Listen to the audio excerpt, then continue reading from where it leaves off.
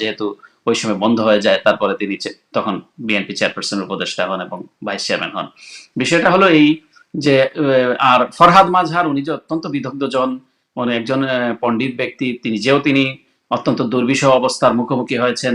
এবং তার যে মানে বিশেষ করে, এবং তিনি বিএনপি করেন না, কিন্তু তিনি বিএনপির মুশকিল হয়েছে এখানে যে কোন মানে বিএনপির বিভিন্ন সময় বিভিন্ন ধরনের অভিভাবকত্ব গ্রহণ করেন এবং গ্রহণ করতে চান, এবং অনেকে আছেন বিএনপির যে, আমি ফরহাদ মাজহার ভাইয়ের কথা বলছি না, উনি উইথ ডিউ রেসপেক্ট, আমি অন্যদের কথা বলছি। যেমন বিএনপির যে জনপ্রিয়তা, বিএনপির যে অডিয়েন্স, এটাকে তারা কাজে লাগান, বিএনপির মাইক্রোফোনকে কাজে লাগান, বিএনপির মঞ্চকে কাজে লাগান, কিন্তু নসিহত করেন আবার অন্যটা, এবং তাদের একটা নিজস্ব এজেন্ডা থাকে। তো এবং বিএনপিরও হয়েছে এরকম একটা প্রবলেম যে তাদেরকে এরকম ভাড়া করে এনে তাদেরকে বক্তৃতা শুনতে হয়। এখন ধরেন সিভিল সোসাইটি কি, যিনি একটা কথা বলবেন, সিভিল সোসাইটি মানে হচ্ছে তিনি নিরপেক্ষ দৃষ্টিভঙ্গি থেকে তার কথা বলবেন। আপনার কথা যদি, আপনি কনক সারওয়ার যদি কথা বলবেন, আপনি তো বিএনপির দপ্তর সম্পাদকের মতো আপনার কথা হবে না, আপনার কথা হবে একজন সাংবাদিক হিসেবে। আপনার লাইকিং ডিসলাইকিং থাকতে পারে, এখানেও লাইকিং ডিসলাইকিং আছে, ডেমোক্রেট রিপাবলিকান আছে, সুতরাং আমার লাইকিং ডিসলাইকিং থাকতে পারে। কিন্তু যখন কথা বলবেন, তার পরের দিন যখন আপনি বিএনপির পক্ষে বলবেন, তখন তার পরের দিন থেকে আবার আপনাকে বিএনপির কেউ আবার আপনাকে বিএনপির কর্মী ভাবা শুরু করবে। এটাও আছে যে আবার আরেকটা ব্যাপার হলো, তারা এসে উপযাচক হিসেবে বিএনপির সব জনপ্রিয়তা সবকিছু গ্রহণ করে এমন এমন কথা বলবেন যাতে বিএনপির যে এখনকার যে অবস্থান, এখন কিন্তু আমি অনেক কথাই বলতে পারি, কিন্তু এখন মূল কথাটা কি, এখন মূল সমস্যা কি, এটা কি দেশের মূল সমস্যা হচ্ছে শেখ হাসিনা দেশের যে অবৈধভাবে ক্ষমতায় বসে আছে, গণতন্ত্র মানুষের অধিকারকে হরণ করছে, সুতরাং তাকে অ্যাড্রেস করতে হবে, তাকে সরিয়ে মানুষের ভোটাধিকার প্রতিষ্ঠা করতে হবে, এটি হলো মূল এজেন্ডা। কিন্তু এটার বাইরে হয় কি, তখন অনেকে দেখলাম যে তারা বিএনপি নিয়ে ব্যতিব্যস্ত হয়ে যান, যে বিএনপির কি করা উচিত এবং কি করা উচিত না। এবং বিএনপির নেতাদেরকেও আমি দেখেছি, আমি এটা অ্যাড্রেস করার আগে সরাসরি শওকত মাহমুদের বিষয়ে বলতে চাই। শওকত মাহমুদ যেটি করেছেন বাংলাদেশে, দেখলাম যে কিছুদিন ধরে না, বেশ আগের থেকে, কারণ আমি এটাকে চিনি এই লোকটাকে, এবং আমার প্রথমে কিন্তু আমার অনেক আগে চেনার সুযোগ হয়েছে, এবং তারপরে আমি বুঝে এক দুইটা তাকে কনভারসেশনে তাকে আমার কাছে একটা টাউট ছাড়া কিছু মনে হয় না আর কি। তো এখন এই লোকের উনি বাংলাদেশের তিনি সরাসরি তার প্রতিনিধিত্ব করা শুরু করলেন, বিএনপির প্রতিনিধিত্ব করার কথা তার, কিন্তু ওই লোক আবার বিভিন্ন প্রেসক্রিপশন দেওয়া শুরু করে, বিভিন্ন সময় বিভিন্ন ডেডলাইন দেয়, যেমন এই ডেডলাইনে সরকারের পতন হয়ে যাবে, আপনারা লোকজন জোগাড় করেন। তারপরে হয় কি, নতুন করে কিন্তু ডেডলাইনের জন্য জড়ো হয় মানুষজন। এটা দুইটা ডেডলাইন আপনার নিশ্চয়ই মনে আছে, একটা হাইকোর্টের সামনে আর একটা প্রেস ক্লাবের সামনে, তারা দুইটা ডেডলাইন দিয়েছিল যে, এবং বিভিন্ন জনকে বলেছিল যে ওই দিন সরকার পতন হবে, সুতরাং সব শ্রেণী পেশার মানুষ যাতে সেখানে জড়ো হন। এটা হয় কি, এবং পুলিশ টুলিশ কিছু করবে না। তারপরে হয় কি, বরং ওই ওই তখনই ওদেরকে আবার টার্গেট করা হয়, আবার ব্যাপকভাবে তাদেরকে মারপিট করা হয়, আবার নতুন নতুন করে তাদেরকে মামলা দেয়া হয়। সুতরাং এই লোকটা কিন্তু আমি দেখলাম যে আমেরিকান গোয়েন্দা সংস্থা সিআই এর নামকে সে মুড়ি মুরকির মতো ব্যবহার করছে, যে এবং কথায় কথায় মানে সিআই এর নাম ব্যবহার করছে। তো আমাকে একজন পতিতযশা মানে আন্তর্জাতিক ব্যক্তিত্ব একবার ঢাকা থেকে বললেন, আচ্ছা বলেন তো দেখি, এইরকম একটা বলা হচ্ছে, এবং আমাকে তো বলছে যে সে সিআই এর লোক, সে মানে সরকারের হবে, মানে সরকারের পতনের জন্য কাজ করছে, এবং সে মোবিলাইজ করছে নেপালে, কাঠমান্ডুতে, এই সমস্ত জায়গায়। আপনি শেখ হাসিনার মতো একটা দানবের পতন ঘটাবেন নেপালে এবং কাঠমান্ডুতে বসে, এবং ওইখানে যাবেন, এবং শেখ হাসিনা জানবে না, তার সরকার জানবে না, আপনাদেরকে যেতে দিবে, আপনার দিনের এতগুলা লোক আপনারা যাবেন। তারপরে এই সব কিছুর পেছনে কিন্তু ডিজিএফআই, এটা আমার রিসার্চ, আমার অ্যানালিসিস, সবকিছুর পেছনে তারা বাংলাদেশি গোয়েন্দা সংস্থা, এবং তারা সে আন্তর্জাতিক, এবং পাশের কেউ থাকতে পারে, কিন্তু ব্যবহার করছে খুব সুবিধাজনক ভাবে, যে তারা নাকি সিআইএ বলছে এটা করা যায়। আমি বললাম, রে ভাই, আপনার অফিসে তো আপনার সাথে অ্যাম্বাসেডারের সাথে তো খুব ভালো খাতির, আমারও জিজ্ঞেস করা লাগে না, আপনি ঢাকা ওনাকে জিজ্ঞেস করেন না যে হোয়াট ইট ইজ। তারপর অনেকদিন পরে জিজ্ঞেস করেন, ভাই আপনি আমাকে বাঁচিয়ে দিয়েছেন এবং ভালো একটা পরামর্শ দিয়েছেন। তো এই হলো অবস্থা, মানে সরকার নানা ধরনের, মানে ডাইরেক্টলি অর ইনডাইরেক্টলি তারা হয়তো দেখছে যে শওকত মাহমুদকে এইভাবে আনা যাবে না, ওইভাবে হয়তো করা যাবে। তো সুতরাং তারা বিভিন্ন ধরনের, একটা হলো তারা সরাসরি আক্রমণ করছে, জেল জুলুম হুলিয়াটি আছে, আরেকটা হলো নানা ধরনের মেকানিজম, আরেকটা হলো চরিত্রকে বিকৃত ভাবে করা হচ্ছে, আর হলো এরকম বিভিন্ন এজেন্টকে তারা মানে দিয়েছে। আমি খুব ভালো করে রিসার্চ করেছি, আমি খুব ভালো করে তথ্য নিয়েছি। আজকে যে আওয়ামী লীগ যে একটা দানবে পরিণত হয়েছে, এটার পেছনে কিন্তু আওয়ামী লীগ তো আওয়ামী লীগই, মানে তারা তো ক্ষমতায় থাকবে, ক্ষমতায় থাকার জন্য গুম খুন সবই করবে, তাদের ডিকশনারি আমরা জানি, তাদের মানে ক্ষমতায় থাকার জন্য যা যা করতে হয়, যত অপকর্ম করতে হয়। কিন্তু আপনি মানে বিএনপি অথবা প্রধান বিরোধী দল অথবা রাজনৈতিক শক্তি যারা, তাদেরকে তো আপনার সেভাবে প্রস্তুতি থাকতে হবে, সেইভাবে ইমানদারি থাকতে হবে, সেভাবে কমিটমেন্ট থাকতে হবে যে হ্যাঁ আমরা এই অপশাসনের অবসান ঘটাবো এবং আমরা জনগণের প্রতিনিধিত্বশীল সরকার গঠন করব। আমি আপনি জানেন আমি বেগম খালেদা জিয়ার সাবেক প্রধানমন্ত্রী, ওনার সঙ্গে কাজ করেছি এবং ওনার সঙ্গে থেকে আমি যেটা বুঝেছি দেখেছি যে ওনার যে কমিটমেন্ট, ওনার ইন্টিগ্রিটির সাথে তার অনেক নেতা তার ধারে কাছে নাই, এবং তারা এক ধরনের মানে সবসময় এক ধরনের প্রস্তুতি থাকে যে তারা একটা দায়িত্বে যাবেন, একটা পদ পাবেন, এরকম একটা। এবং বিএনপির যে পদ পদবি, মানে আপনি দেখবেন যে কারো একটা পদ দেওয়া হলো,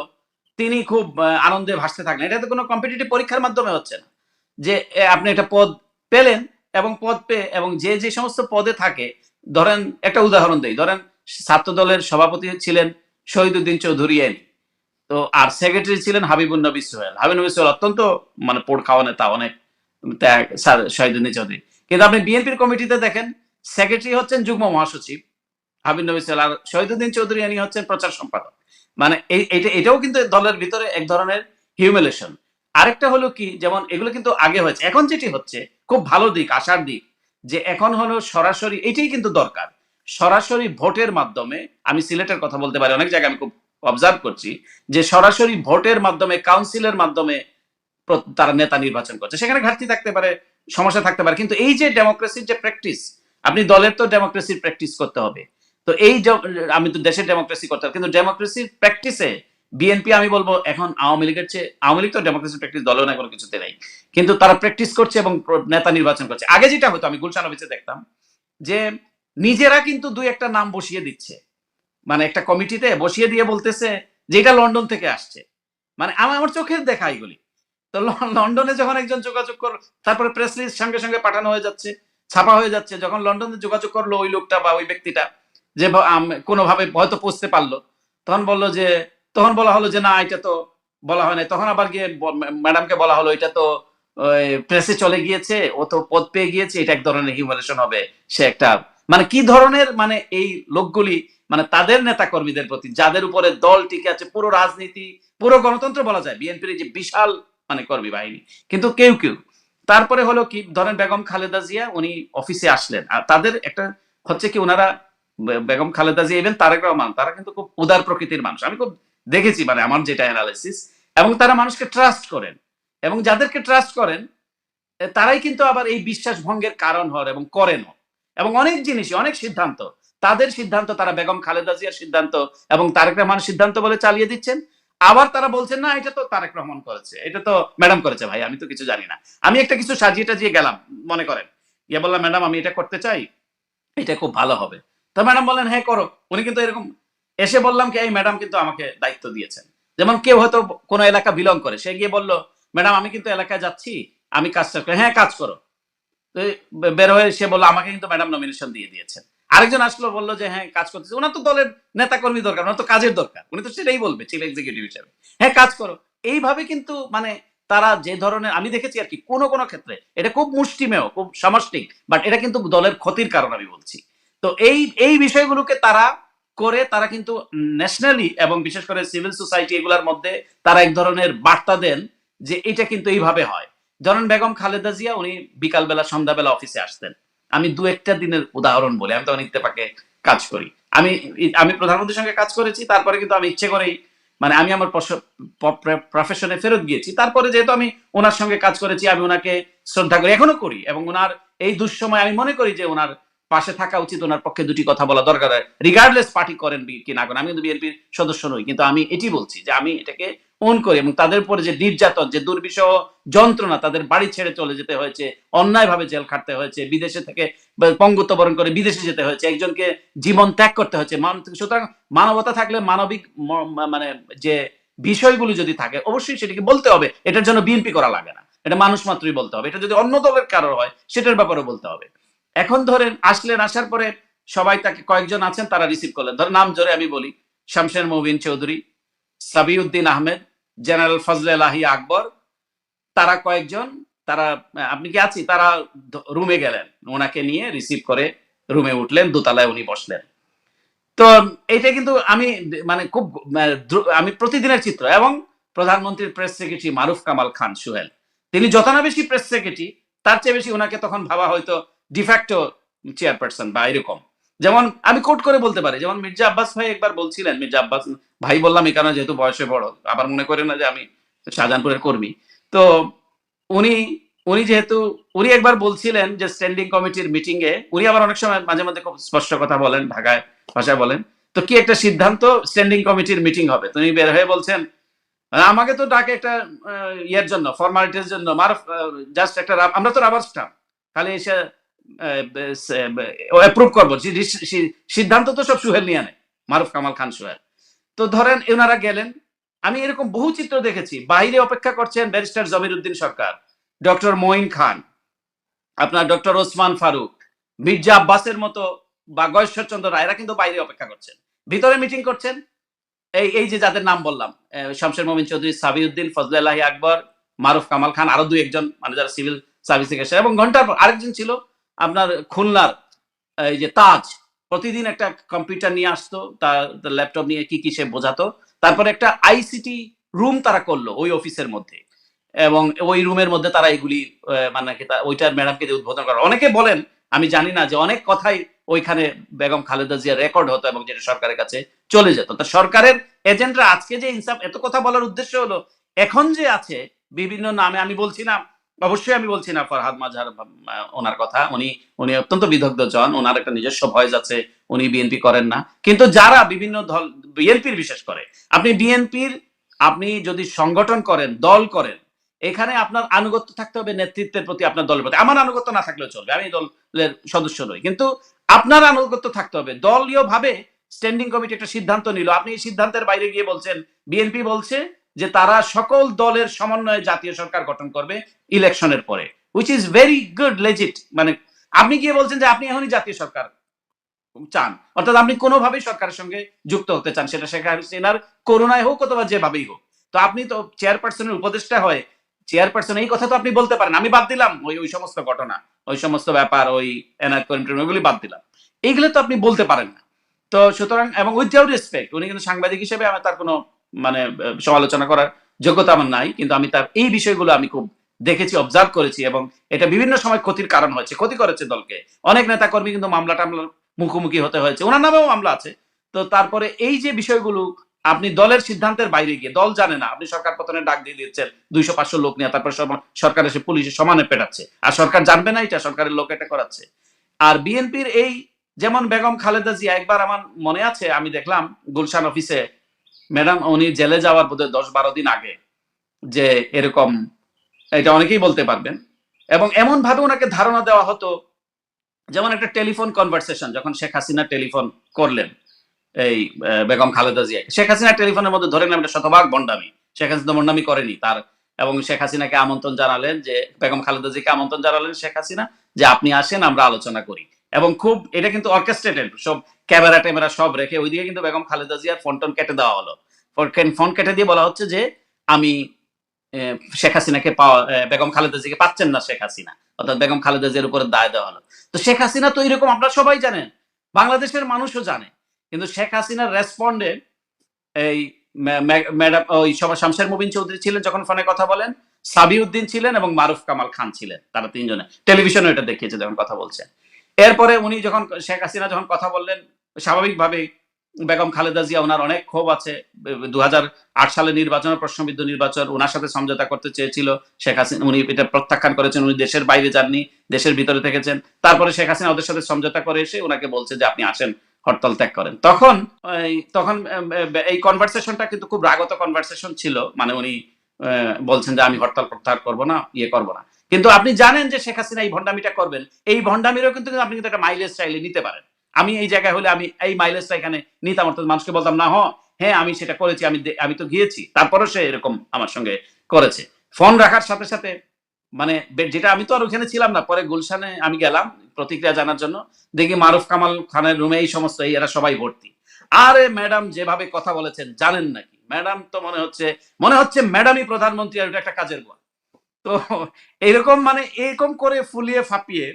আপনি কথা বলে আপনি কি করছেন এটাকে মানে আপনি অ্যাডভান্টেজ, এটা হলো একটা উদাহরণ। আরো উদাহরণ হলো কি যেমন বেগম খালেদা জিয়ার বোধহয় সম্ভবত ব্যারিস্টার মাহমুদউদ্দিন খোকন বা কেউ একজন উকিল মানে উকিল তার একটা বোধহয় আইনের দৃষ্টি থেকে যে সরকার একটু হার্ড লাইনে যাবে তো বেগম খালেদা জিয়াকে জেলে নিতে পারবে নিতে হতে পারে, তখন এই মারুফ কামাল খানকে আমি বলতে শুনেছি পায়ের উপরে পা তুলে সিগারেট ফুঁকতে ফুঁকতে, আরে বেগম খালেদা জিয়াকে জেলে নে এরকম কারাগার শেখ হাসিনা বাংলাদেশে তৈরি করতে পারছে নাকি? তো এখন এখন কিন্তু ওনারা কিন্তু নীতি কথা বলেন, ওনারা আমি কিন্তু নীতি কথা বলছি না, আমি কিন্তু আমার যেটা কাজ করার যে সাংবাদিকতা করা আমি কিন্তু বিএনপির এই কোনো বেগম খালেদা জিয়া বিরোধী দলে থাকা অবস্থায় কোনো দায় দায়িত্বে ছিলাম না, কোথাও না। ফরেন অ্যাফেয়ার্স কমিটি একটা করা হয়েছিল, সেটাও কিন্তু মারুফ কামাল খানরা এরা কিন্তু আর কাজ করতে দেন নাই শামশের মোবিন চৌধুরী যে বিএনপি, এটা শফিক ভাই করেছিলেন, এটা কিন্তু বিএনপির স্ট্রাকচারের মধ্যে কিছু নাই যে বিএনপি চেয়ারপারসনের পররাষ্ট্র বিষয়ক উপদেষ্টা কমিটি শফিক ভাই কনভেনর ছিলেন, আমাকে শফিক রহমান এবং আমাকে মেম্বার সেক্রেটারির দায়িত্ব দেওয়া হয়েছিল এবং গুলশান অফিসে একটা মিটিং এর পরে আর মিটিং করতে দেয় নাই, মানে ওই মানে রাষ্ট্রদূতদের মধ্যে একটা ব্রিফিং করার সুযোগ হয়েছিল সেটার কথা দেয় না। তো যাই হোক আমি ব্যক্তিগত পর্যায়ে যেতে চাই না, বিষয়টা হলো এরকম যে বেগম খালেদা জিয়াকে তারা যেভাবে এই যে বিএনপি আজকে এত কষ্ট, আওয়ামী লীগ দানব, কিন্তু এই দানবকে আপনি এই সমস্ত জিনিস করে দানবের যে প্রলম্বিত করা সেটার জন্য আপনি সহজ সহায়ক শক্তি হিসেবে কাজ করেছেন এই সমস্ত লোকগুলি, এবং এই সমস্ত লোকগুলি কিন্তু আবার সামনের বেঞ্চে থাকে যখন একটা পরিবর্তন হয় বা দলের বিষয় আসে এবং নানা ধরনের সহানুভূতি পাবার চেষ্টা করে যে হ্যাঁ উনি এত সুন্দর করে কথা বলেন, উনি এত ভালো কথা বলেন, উনি এরকম ডেডিকেটেড, উনার জন্য বিএনপি এটা কেন সিদ্ধান্ত নিল, উনি তো ভালো ছিল। আর যখন দায়িত্বে আসে আমি দেখেছি এই মারুফ কামাল খানকে আমি দেখেছি আমার আমার সহকর্মী উইথ ডিউ রেসপেক্ট আমার বলতে হচ্ছে আজকে যে উনি যখন প্রধানমন্ত্রী অফিসে ছিলেন ডেপুটি প্রেস সেক্রেটারি উনি কিন্তু অনেক মানে মানে নিরেট কথাবার্তা বলতেন, সত্যি কথা বলতেন এবং আবার ভবিষ্যৎবাণীও করতেন। প্রধানমন্ত্রী অফিসে থেকে থেকে কিন্তু বলতেন ওই যে বনানী অফিস যা তা করছে, মানে এখন প্রধানমন্ত্রী অফিসে একজন কর্মকর্তা যদি এই কথা বলে যে যা তা করছে, আবার যখন আপনি দায়িত্ব পেলেন যে আপনি বললেন যে বেগম খালেদা জিয়া হবেন উনি সবার নেত্রী, উনি সবার সঙ্গে কথা বলবেন, উনি বসে থাকবেন দায়িত্ব পাওয়ার আগে, যখন দায়িত্ব পেলেন তখন হলো যে কে কে দেখা করতে পারে না তার শুধু তালিকা, কাছে যেতে পারে না এই যে, এবং এরা খুব ইনসিকিউর ফিল করতো, মনে করতো ধরেন প্রেস ক্লাবের প্রেস কথার কথা শওকত মাহমুদ গেলেন বা কামাল উদ্দিন সবুজ গেলেন, এরা মনে করতো বোধহয় প্রেস সেক্রেটারির দায়িত্বটা বা প্রেস উপদেষ্টার দায়িত্বটা এরা নিয়ে নিবে বা কথা বা কেউ হয়তো বিশেষ সহকারী হয়ে যাবে এই সমস্ত বিষয়গুলো। এই যে 111 যখন আসলো আপনি দলে দলে লোক চলে গেল, মানে দলে দলে লোক কিন্তু মানে ফখরুদ্দিন মঈনুদ্দিনের জন্য, এবং আল্লাহর অশেষ রহমত অনেকগুলা লোক জেলে ছিল, নাইলে এই মাত্রাটা হয়তো আরো বাড়তো। আবার অনেকে ছিল কিন্তু অনেকে ওনাকে শক্তি জুগিয়েছে, সাহস জুগিয়েছে, ছিল সেটা আমরা দেখেছি। এবং মারুফ কামাল খান অবশ্য ওই মানে আমি দেখেছি উনি একটা বিবৃতি লিখেছিলেন তখন,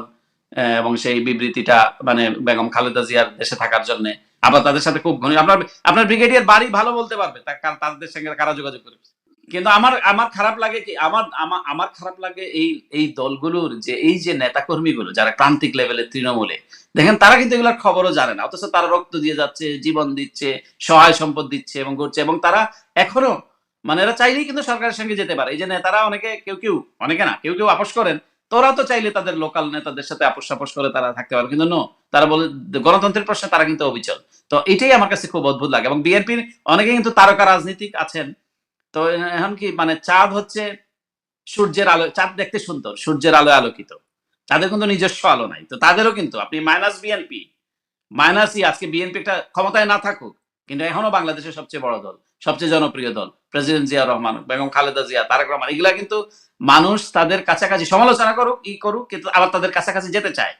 আবার গিয়ে বলে ভাই এটা তো বলছিলাম, আমি তো এরকমই, আমি তো খুব দেখি এবং হাসি এই সেদিন বাইরে এসে কি কথা বলছে, সামনে গিয়ে কি কথা বলছে। তো এইরকম হিপোক্রেট লোক দুর্ভাগ্য আসলে এই মানে এই দলের সরকার মানে বিএনপি চেয়ারপারসনের তাদের যে কমিটমেন্ট, তাদের ইন্টিগ্রিটি, বিশেষ করে বেগম খালেদা জিয়ার আমি দেখেছি যে এরকম যদি থাকতো, মানে তার কিন্তু অনেক উদার এবং সহনশীল, যে ঠিক আছে আমরা এখন আওয়ামী লীগের ক্ষেত্রেও তাই, যেমন এই সিদ্ধান্ত যদি বেগম খালেদা জিয়া একা নিতে পারতেন, তারা যদি ইনফ্লুয়েন্স না করতো, বাংলাদেশের ইতিহাস কিন্তু অন্যভাবে রচিত হতো। আজকে দেখেন আজকে শওকত মাহমুদের মতো একটা ক্যারিয়ারকে নষ্ট করে দিল, এবং শওকত মাহমুদও তিনিও কিন্তু এই এই আমি মানে তিনি জানা সত্ত্বেও আমি জানি না তিনি জেনে বুঝে এটা করেছেন না না বুঝে করেছেন। ইভেন প্রেস ক্লাবের যে দখলদারিত্ব, জাতীয় প্রেস ক্লাব আজকে বলে যে দখল করেন, এই দখলদারিত্বের দায় কি শওকত মাহমুদ এড়াতে পারে? আপনি এটা প্রশ্ন করবেন ওনাকে এনে, যে এই প্রেস ক্লাব যে আজকে দখলদারিত্বের মধ্যে চলে গেল, আজকে প্রেস ক্লাবের যে ভ্যানিটি মর্যাদা বিনষ্ট হলো। আমি বলছি না বিএনপি আওয়ামী লীগ, কিন্তু আপনি যেভাবে এই এখন তো ইলেকশন হচ্ছে, যেভাবে হোক ওরাও ইলেকশন, কিন্তু প্রথম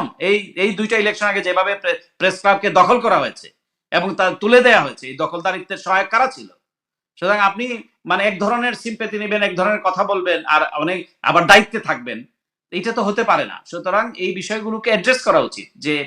আপনার মানে আজকে সবাই প্রেস ক্লাব একটা অন্তত একটা